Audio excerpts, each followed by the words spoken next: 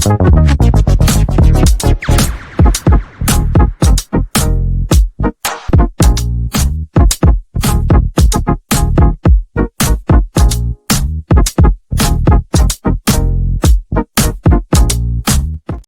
everybody and welcome back to the West Ham Network. Anton here bringing you another transfer news update. But before I get started, if you've seen the scenes in Liverpool, it's absolutely disgraceful. I really wish the best wishes to everyone in Liverpool. Nobody should go to any of these events and not come home or feel at danger of their lives. It brings home situation like, when West Ham did our trophy parade, and I was there with my son Freddie, and I could not imagine what those people are going through.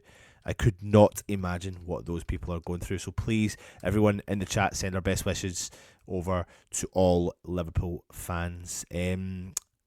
Welcome back to the channel. There's plenty of news. That's a bit of a sobering thing at the start there, but like I said, all well wishes, and it just shows you how important life is over football, of course. I'm here today to discuss some transfer news. There's plenty of it. It's rife amongst West Ham, you can imagine. So I'm going to go through some of the news updates for you today, and then we'll get cracking on more content coming your way. And honestly, it's never ending. As a West Ham fan, you know that when we've done this non-stop, it just keeps going and keeps going. So yep, stay tuned and we'll keep you up and running with all the West Ham transfer news. Before I even get started though, there's been a little cheeky discount, and the discount is for our good friends over at Football Prizes, as you can see from the top of the screen, who have discounted their ticket prices for this wonderful prize to win this signed shirt from Mark Noble, plus 16 West Ham prizes. You have 8 more days to enter. Tickets are now 79 pence to enter. The link to do the competition is in the description, so get across there. You've also got a chance and will be entered into a competition to win a full Krug signed top, Sir Trevor Brooken signed top, Max Kilman signed top, Tommy Soucek signed top, Luis Guilherme signed top.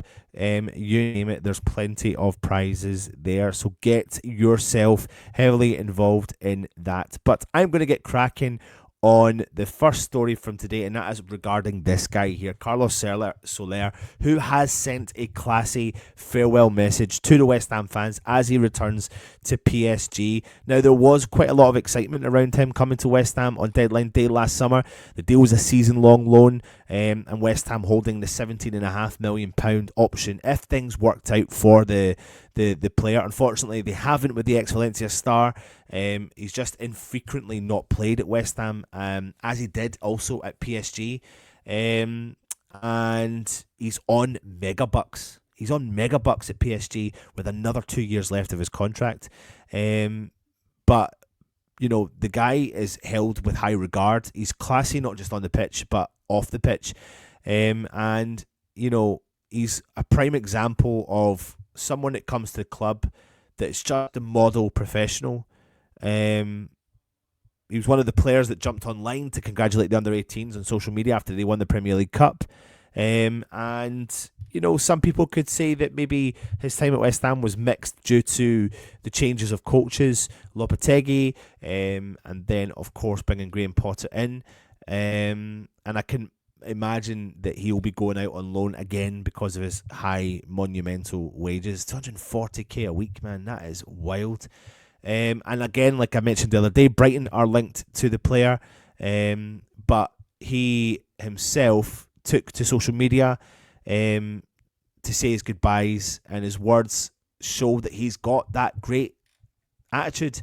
He said, "It's been incredible playing for this team, and especially for its fans who have been awesome all season. We all wish we could have done better, but that's just how football is. Thanks to everyone at the club for the love from day one. I felt right at home. Once a hammer, always a hammer." West Ham themselves came back and said, "Thank you for everything, Carlos," which makes me think, that's the confirmation that all we need is the player is heading back to PSG. But we wish him all the best. And yeah, let me know your thoughts in the comments when he does eventually leave. Next up, though, is Creswell heading to Hollywood. Hollywood beckons, Hollywood calls. And preparing for life in the Championship is always a challenge. But Wrexham, this summer is going to be massive for them. Colossal as they get ready to try and jump up another division for the third year in a row. 3 successive promotions for Wrexham has seen them go from the National League to the top division of the EFL in no time at all, with Phil Parkinson masterminding that incredible rise up the English pyramid. We all know this, and when you keep moving up, you've got to spend a lot more money, and this upcoming transfer window is going to be a massive challenge for Wrexham, because they're now not just coming up against some of the big guns, they're coming up some very, very big guns. And one of the players they're very, very interested in is a player we just said goodbye to at the weekend, and that is Aaron Kreswell. Now, at 35, time is running out of the player's career, but Championship winners Leeds have shown a keen eye on Aaron Creswell, proving Wrexham's ambition as they battle with a Premier League side for the player signature. And that is potentially a spot for him to go. And if you were Aaron Creswell, what would you do? Would you want to, maybe the exciting journey of Championship team with back-to-back promotions, and they're now aiming for back-to-back-to-back, could be absolutely back-to-back-to-back-to-back could be absolutely wild, and I think that would be a ride he'd maybe be worthy or willing to do. So if he does, wherever he goes, wherever he ends up, I wish him every single bit of success moving forward. Let me know in your comments, will he be Hollywood bound and join Ryan Reynolds and Rob McElhenney at Wrexham as well. Next up, though, is Lucas Paqueta, as I feel like, his kind of ending to the game against Ipswich was just a bit like he was saying goodbye to the West Ham fans. The situation is awful for the player, the way it's been dealt with by the FA, the way it's been dealt with everyone. But West Ham certainly have stuck by the player. Nobody can deny that at all. And there's a huge summer for West Ham ahead, but if you've seen any of the clips from the end of the game against Ipswich, you'll see Paqueta is just standing on his own and not really getting involved with the players. It's quite a sad moment, to be honest. We've seen him cry when he was booked recently in a game against Spurs, and it's just a sad moment. It just really highlights the importance of mental health and how people need to be supporting people. And even if he's found guilty, there needs to be an element where we need to support this player off the field somehow. I don't know what that means, but it's just interesting. If you haven't had a chance to go and look at the video, then please go and check out the video of the West Ham players at the end of the game against Ipswich serenading the fans, and you can see just in the distance Paqueta on his own. So I just wish his mental health all the best.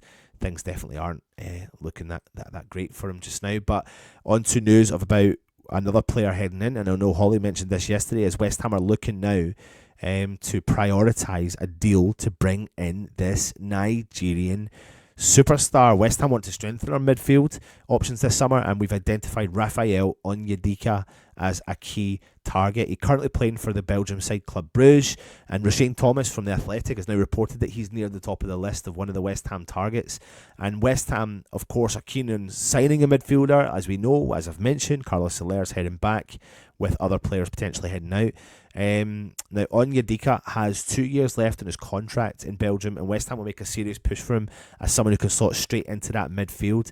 He could be a younger, physical player and have that presence in the West Ham midfield, and because we need to revitalise that midfield, that ageing midfield that we've got, and slot straight into that defensive-minded option.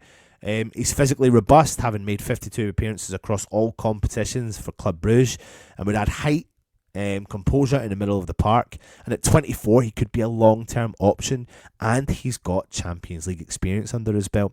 Now, he's played against Man City, Aston Villa, Juventus this season. He was sent off against AC Milan in the league phase of the competition, but it looks like Potter is looking for those young, energetic players in the middle of the park. Defensive midfielder, like I said, known for his robust playing style, strong tackling, efficient ball retention, impressive passing accuracy. He's also known for his physical presence and strong work ethic as well. So you could see how someone like that could fit in to a West Ham lineup. And the last transfer news is for a Colombian international star, which we are potentially looking at trying to bring in. Another player from Palmeiras from Brazil, but he is Colombian international. A big development has came in terms of Richard Rios, and I believe you pronounce it Rios. There's no doubt that we need to make changes into our games, and the midfield, like I've mentioned many a time, is going to be one of the biggest problems. And the age, and like I said, is just constant. And the key focus of building that midfield with, again, more players than I've mentioned, potentially heading out the door. And with the potential of us losing Lucas Paqueta, it looks like we've turned our attention to bringing in another South American, and that is the Colombian, like I said, Richard Rios. We've been heavily linked with him since January, but Portuguese side Porto were also said to have been lining up a deal, hence the links for West Ham to different other midfielders. But now a big development has came in place for West Ham, and potentially could be looking at bringing him in for a lot cheaper than what was expected. The 24-year-old was linked to West Ham last summer, but certain people have claimed that he is now back on the list. He's been described as that kind of complete midfielder. He's a very, very exceptional talent. He possesses all the attributes that the West Ham fans are crying out for in the middle of the park right now. He would certainly be, you could say, a potential upgrade on Alvarez, and a good replacement maybe for what we missed when we lost Declan Rice, with the power, the stamina, the key features of his game. And he's good on the ball, dribbling, ball control, both are at the top level. He's 6'2", he's an imposing figure in the middle of the park.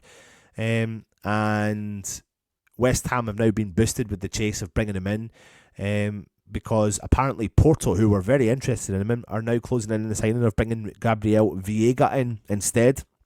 So Richard Rios could be one of the players, an all-action, combative style midfielder, effective dribbling, defensive contributions. He can break up the play, his ability to drive through any of the midfield, creating opportunities and helping his team transition from the defence to attack. Something I've been crying out for West Ham for such a long time, is breaking down those areas where we just lose that transition from defence to midfield, that midfield to strikers. And maybe this is the player that could bring in the fortunes for West Ham. That brings an end to your transfer news for today. Let me know in the comments what you think from all the players I've mentioned to you, all the ones outgoing, all the ones incoming. We'll have plenty more coming your way. Don't you worry about that. Join us later on for more content. Hit the subscribe button, hit the thumbs up, please leave a comment, and of course, come on, you wonderful Irons.